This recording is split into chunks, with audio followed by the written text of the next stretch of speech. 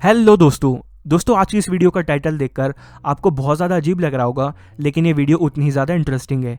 ये बात सच है कि एस राजामौली ने जिस भी एक्टर के साथ काम किया, उस एक्टर की आगे की आने वाली ज़्यादातर मूवी बॉक्स ऑफिस पे फ्लॉप ही साबित हुई, और इसी को राजामौली कर्स कहा जाता है फिल्म इंडस्ट्री में। क्योंकि ये बात सच है, एस राजामौली ने चाहे जिस भी एक्टर के साथ काम किया हो, चाहे वो प्रभास हो, चाहे वो जूनियर एनटीआर हो, उनकी ज़्यादातर फिल्में उसके बाद फ्लॉप ही साबित हुई है। और इसलिए आज की इस वीडियो में हम जानेंगे कुछ ऐसे एक्टर्स के बारे में जिनके ऊपर एस राजामौली के इस कर्ज का सबसे ज़्यादा प्रभाव पड़ा है। तो चलिए इस वीडियो को शुरू करते हैं। तो दोस्तों एस राजामौली ने जो सबसे पहली मूवी बनाई थी, वो बनाई थी 2001 में जूनियर एनटीआर के साथ। इस मूवी का नाम था स्टूडेंट नंबर 1। ये मूवी बॉक्स ऑफिस पे हिट तो रही, लेकिन इसके बाद जूनियर एनटीआर की लगातार 4 मूवी फ्लॉप हो गई। एक मूवी का नाम था सुब्बू, दूसरी आदि, तीसरी अल्लूडू रामडू और चौथी नागा। और जल्द ही जूनियर एनटीआर को समझ में आ गया कि अगर मुझे एक और हिट फिल्म देनी है तो मुझे दोबारा एस राजामौली के साथ ही काम करना होगा। और 2003 में जूनियर एनटीआर ने दोबारा एस राजामौली के साथ काम किया और एक मूवी बनाई जिस मूवी का नाम था सिमाद्री। ये मूवी बॉक्स ऑफिस पे ब्लॉकबस्टर साबित हुई, लेकिन दोबारा एस राजामौली का कर्ज जूनियर एनटीआर के ऊपर चढ़ गया और जूनियर एनटीआर की लाइन से मूवीज फ्लॉप होने लगी।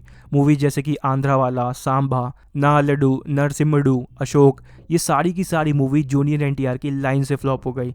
और फाइनली राखी नाम की एक मूवी रिलीज़ हुई जिसने कि जूनियर एनटीआर के करियर को रिवाइव करा, और ये फिल्म बॉक्स ऑफिस पे हिट रही। लेकिन फिर भी इस फिल्म ने उतने ज़्यादा पैसे नहीं कमाए थे, और जूनियर एनटीआर को ये समझ में आ गया कि अगर मुझे दोबारा से अपने करियर को रिवाइव करना है और दोबारा एक हिट फिल्म देनी है तो एस राजामौली के साथ काम करना ही होगा। और उन्होंने 2007 में एस राजामौली के साथ दोबारा काम किया और एक मूवी बनाई जिस मूवी का नाम था यमडोंगा। ये मूवी बॉक्स ऑफिस पे एक ब्लॉकबस्टर रही और जूनियर एनटीआर के करियर को इसने दोबारा से रिवाइव कर दिया। लेकिन जूनियर एनटीआर को समझ में आ गया कि मैं जब भी एस राजामौली के साथ कोई मूवी करता हूँ, उसके बाद की मेरी सारी मूवीज फ्लॉप हो जाती हैं। तो यमडोंगा मूवी करने के बाद जूनियर एनटीआर ने बहुत सोच समझ के आगे की मूवीज़ को चूज़ किया। एक एक स्क्रिप्ट को बहुत गौर से पढ़ते थे, अच्छा समय लगाते थे एक फिल्म को बनाने में, और तब जाके वो एक मूवी को रिलीज़ करते थे। इसलिए यमडोंगा फिल्म बनाने के बाद कई उनकी ऐसी मूवीज़ थी जिसको बनाने में उनको 1 साल या 1 साल से ज़्यादा 2-2 साल उन्होंने एक फिल्म को दिए हैं। और तब जाके यमडोंगा के बाद भी जूनियर एनटीआर की फिल्में हिट होने लगी और जूनियर एनटीआर का करियर ट्रैक पे चलने लगा। और उसके बाद उन्होंने RRR फिल्म में काम किया एस राजामौली के साथ दोबारा, और इसके बाद वो समझ गए कि कहीं दोबारा से मेरी कोई फिल्म फ्लॉप ना हो जाए, इसलिए वो बहुत सोच समझ के अपनी अगली फिल्म देवरा पे काम कर रहे हैं। और लगभग 1 साल हो चुका है RRR को रिलीज़ हुए, लेकिन अभी तक उनकी फिल्म देवरा रिलीज़ नहीं हुई है, क्योंकि वो अच्छा खासा समय देना चाहते हैं देवरा को बनाने में, और तब जाके वो देवरा को रिलीज़ करेंगे। वरना कहीं ऐसा ना हो कि एस राजामौली का कर्ज दोबारा से उनके ऊपर चढ़ जाए। इसके बाद जो दूसरे एक्टर जिनको सबसे ज़्यादा सफ़र करना पड़ा है इसकी वजह से, उनका नाम है नितिन। नितिन ने साल 2004 में एस राजामौली के साथ एक मूवी करी थी जिस मूवी का नाम था साई, और ये मूवी बॉक्स ऑफिस पे एक ब्लॉकबस्टर साबित हुई। लेकिन दोस्तों आप यकीन नहीं करोगे, 2004 में साई मूवी में काम करने के बाद नितिन की लगातार 8 साल तक सारी फिल्म फ्लॉप हो गई।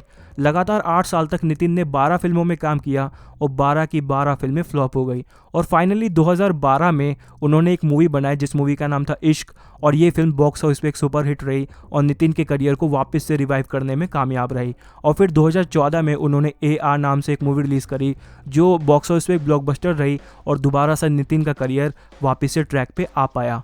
अब सोच के देखो, इन्होंने एस राजामौली के साथ 2004 में काम किया और लगातार 8 सालों तक इनकी कोई फिल्म ही हिट नहीं हुई। इसके बाद जो दूसरे एक्टर है उनका नाम है प्रभास। प्रभास को हम कैसे भूल सकते हैं। प्रभास ने जो सबसे पहली मूवी करी थी एस राजामौली के साथ, वो करी थी 2005 में जिस मूवी का नाम था छत्रपति। और छत्रपति मूवी में एस राजामौली के साथ काम करने के बाद उनके ऊपर भी एस राजामौली का कर्ज चढ़ गया और लगातार 6 फिल्में उनकी बॉक्स ऑफिस से पिट गई, और तकरीबन 5 साल तक प्रभास की सारी फिल्में फ्लॉप होती रहीं। और फाइनली 2010 में प्रभास की एक मूवी रिलीज़ हुई डार्लिंग, जो कि बॉक्स ऑफिस पे एक सुपरहिट साबित हुई और प्रभास का करियर फिर से रिवाइव हुआ। डार्लिंग के बाद उन्होंने बनाई मिस्टर परफेक्ट, उसके बाद उन्होंने बनाई रिबेल, और उसके बाद आई उनकी मिर्ची। ये सारी फिल्म बॉक्स ऑफिस पे सुपरहिट रही और वापस से प्रभास का करियर ट्रैक पे आ गया। लेकिन प्रभास ने डिसाइड किया कि मैं दोबारा एस राजामौली के साथ काम करूंगा, और उन्होंने बाहुबली 1 और बाहुबली 2 बनाई। बाहुबली 2 जब 2017 में रिलीज़ हुई तो 2017 से लेकर के 2022 तक उनकी सारी फिल्म फ्लॉप रही। 2017 में जब बाहुबली 2 रिलीज़ हुई तो उसके बाद उन्होंने बनाई मूवी साहो, ये भी फ्लॉप रही। राधे श्याम, ये भी फ्लॉप रही। और आदि पुरुष भी फ्लॉप रही। फाइनली उनकी 2023 में सल्लार मूवी आई जिसने उनके करियर को वापस से रिवाइव किया है। तो एस.एस. राजामौली का कर्ज ऐसा है कि वो बड़े से बड़े एक्टर को भी ना छोड़े। इसके बाद दोस्तों जो अगले एक्टर है उनका नाम है रामचरण। रामचरण ने साल 2009 में मगधीरा मूवी करी थी एस.एस. राजामौली के साथ, लेकिन मगधीरा मूवी के बाद उनको कोई भी दिक्कत नहीं आई। खाली मगधीरा मूवी के बाद उनकी एक ऑरेंज नाम की मूवी रिलीज़ हुई थी जो कि बॉक्स ऑफिस पे एक एवरेज रही, लेकिन उसके बाद उनकी एक एक करके सारी फिल्म बॉक्स ऑफिस पे हिट होने लगी। लेकिन एस.एस. राजामौली के इस कर्ज का असली प्रभाव उन पे पड़ा RRR मूवी के बाद। RRR मूवी जब रिलीज़ हुई तो उसके कुछ महीने बाद ही रामचरण की एक और मूवी आनी थी जिस मूवी का नाम था आचार्य। और आचार्य मूवी जब रिलीज़ हुई दोस्तों तो ये फिल्म एक बहुत बड़ी डिजास्टर साबित हुई। इस फिल्म ने तकरीबन डिस्ट्रीब्यूटर्स का 50 से 60 करोड़ का लॉस कर दिया, और इतना बड़ा लॉस था ये कि खुद इनके पिता चिरंजीवी जो कि आचार्य मूवी में इनके साथ काम कर रहे थे, उनको आगे आकर के डिस्ट्रीब्यूटर्स को जो लॉस हुआ है वो चुकाना पड़ गया। इतनी भारी फ्लॉप हुई थी आचार्य मूवी। लेकिन दोस्तों ऐसा नहीं है कि हर एक्टर जो एस.एस. राजामौली के साथ काम करता है उसकी सारी फिल्में फ्लॉप हो जाती है। असल में आपने मक्खी नाम की एक मूवी देखी होगी जो कि एस.एस. राजामौली ने बनाई है। उस मूवी में जो लीड रोल प्ले किया है वो प्ले किया है एक्टर नानी ने और किच्चा सुदीप ने। एक्टर नानी और किच्चा सुदीप की इस मूवी के बाद भी सारी की सारी फिल्में हिट हो रही थी और कोई भी दिक्कत उनको नहीं आई, उनके ऊपर कोई भी एस.एस. राजामौली का कर्ज नहीं चढ़ा। और एक और एक्टर है रवि तेजा।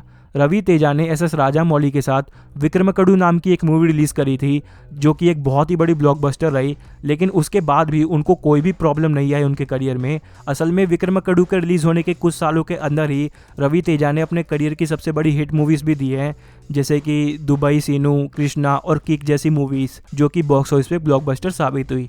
तो ज़रूरी नहीं है कि एस.एस. राजामौली का एक कर्ज हर एक्टर के ऊपर चढ़ता हो, कुछ एक्टर इससे बच भी जाते हैं। तो दोस्तों बस इस वीडियो में इतना ही। अब अगर आपको वीडियो पसंद आई तो इसे लाइक करें और मेरे चैनल को सब्सक्राइब करके बेल आइकन को प्रेस कर दीजिएगा। Thanks for watching this video. मिलते हैं आपसे अगली वीडियो में, तब तक के लिए बाय।